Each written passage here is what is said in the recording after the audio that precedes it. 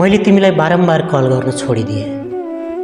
कहाँ छौ, कोसँग छौ, के गर्दैछौ भनेर सोध्न पनि छोडिदिएँ। जमाना साह्रै खराब छ, तिमीसँग नजिकिन चाहनेहरूको नियत गलत पनि हुन सक्छ है भनेर सम्झाउन पनि छोडिदिएँ। अब त खुसी छौ नि तिमी?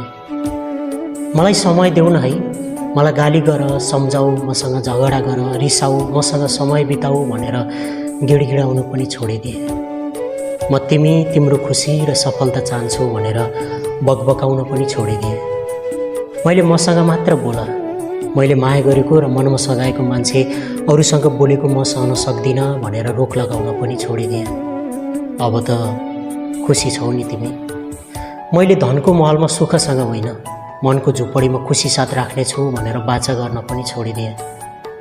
मैले तिम्रो आँखामा आँसु, मनमा पीडा र सम्बन्धमा शङ्का राख्ने छैन है भनेर सपना देखाउन पनि छोडिदिएँ।